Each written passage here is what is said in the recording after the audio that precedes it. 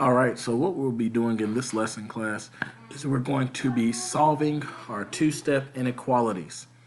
So the goal is to isolate the J, and we're solving for J.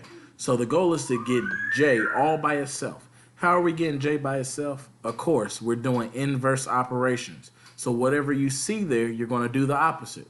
So 1, we see 1 is a positive 1. What you would do is make that a negative 1. Take that over to the other side, and now you have 9 minus 1, which is 8. So now your problem should read, you want to be doing this on a piece of paper, your problem should read 2j is greater than 8. And then since the 2 and the j are multiplied together, seeing that the 2 is multiplied with the j, what would you do as an inverse operation? That's right, you would divide it. So now to get the 2 to the other side, you would do the 2 divided by 2, that crosses out. So now you should have j is greater than 8 divided by 2. 8 divided by 2 is what? 4. So j is greater than 4. J is greater than 4. Perfect. Let's do the next one. We do the same thing, inverse operations. We do the addition or the subtraction first, and then we move to the multiplication or division. So we have a positive 1 here.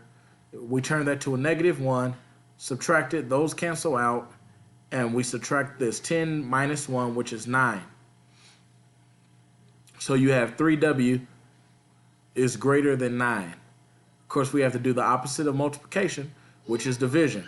So now we do 3 divided by 3. Those cancel out. So you should read w is greater than, what's 9 divided by 3? How many times does 3 go into 9? 3, 6, 9. 3 goes into 9 3 times. So you have, eventually you have w is greater than 3. Mommy.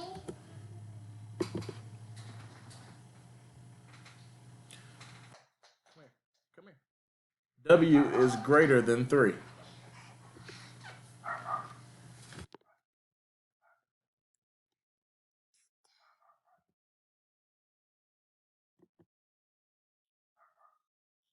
All right, so then let's look at this one.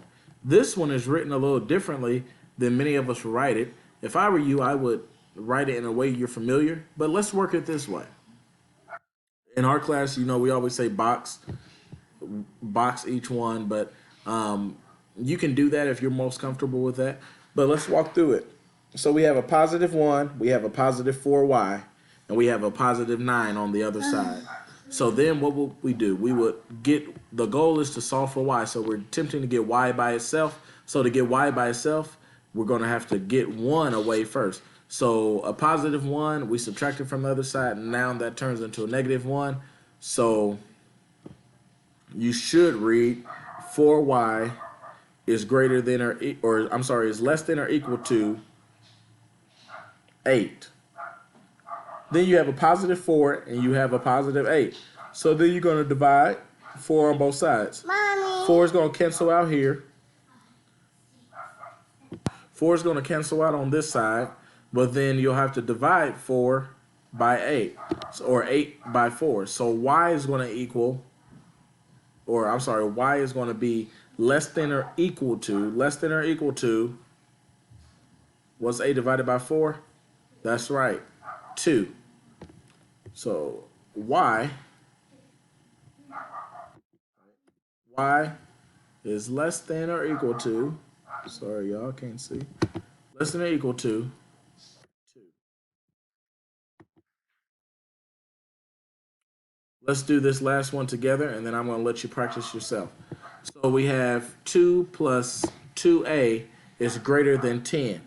So 1, we have to get this positive 2 to the other side. How do we do it? Inverse operation. It's addition here, so now we have to do subtraction.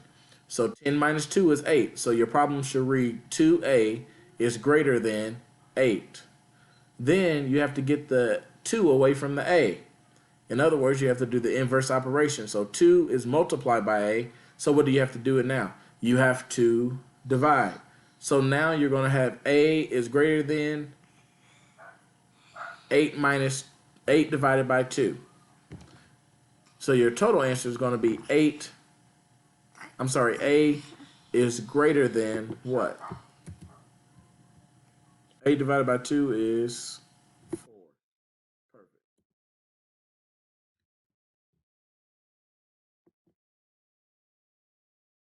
All right, so I'm going to let you go further. If you have any questions, remember that if you divide or multiply, if you divide by a negative, your sign will flip. That's the only catch to this. If you divide by a negative, your sign will flip. Other than that, if you have any questions, don't hesitate to call me or email me at cbrown@kipnd.org.